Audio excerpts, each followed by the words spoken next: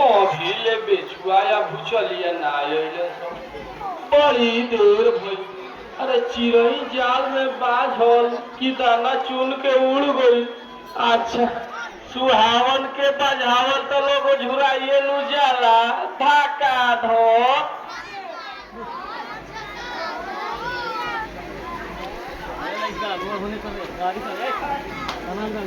ढाका दो। अरे ई का हालत कइले बड़ा सबल राम के। अरे एगो तो तोहनी के बिगड़ के माटी खइले बड़ा सो, एगो पनिया लइको के बिगाड़े के फेरा में लागल बड़ा सो। अब जल्दी एवा से भागो सो, ना तो सुहावन मार मार के तोहनी के बाफल सकर कौन बना दियो सो। जल्दी भागी एवा से। साला रोजियो रोटी देते या बुराइयो कर। चाचा ने बहुत छापा। बलराम कि तू अपन कैसन हालत बना ले बड़ा।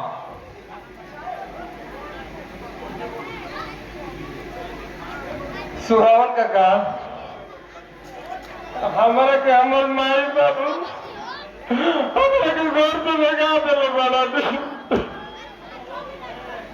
अरे हम सब जानत बानी, हमरा आग पाछ सब मालूम बा, बाकी हमरा ई नइखे बुझात जे सब के ओही घर में मौज करी अपन राम जइया बराबर भी ने।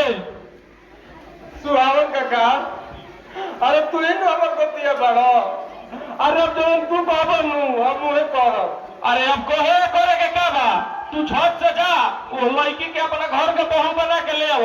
अरे हम बानी नु, हमरा पर विश्वास रख, सुहावन सब संभाल ली है, तू जा। बाकी सुहावन काका माई कहते है कि उ लड़की घर में लात लगाई तो हम अपने लड़ाई पकड़ के जान दे दे। अरे उ नखरा करत बाड़ी, उनकरा नखरा कइला से के उ अपन घर ना नु छोड़ दी।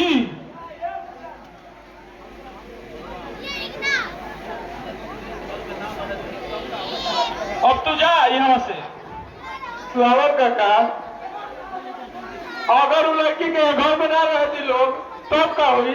अरे रहे कहा नदी है। अरे भरसक तू तो नहीं हिम्मत से काम ला। अरे किस्सा नहीं का सुन ले, जे प्यार किया तो डरना किया।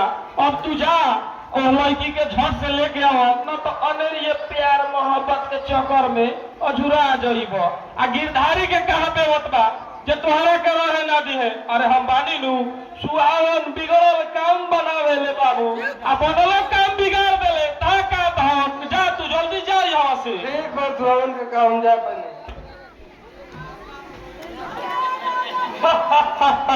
अरे गिरधारी तोरा अपना घर गृहस्थी पर बड़ी नाज रहनु।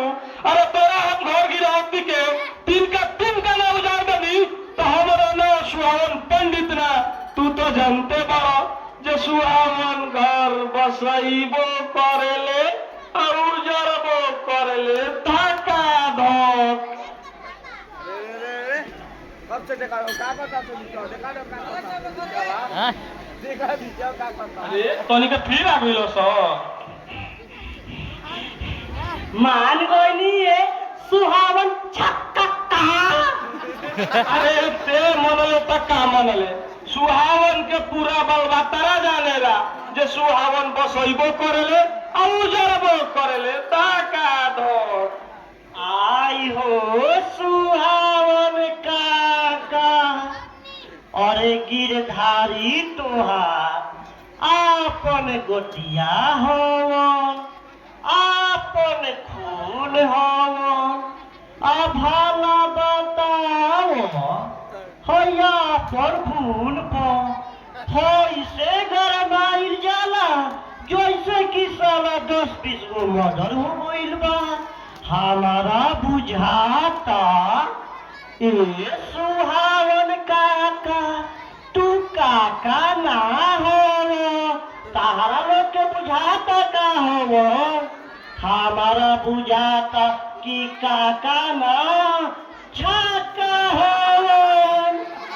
तोरा अभी ना बुझाई, गोतिया के गोरे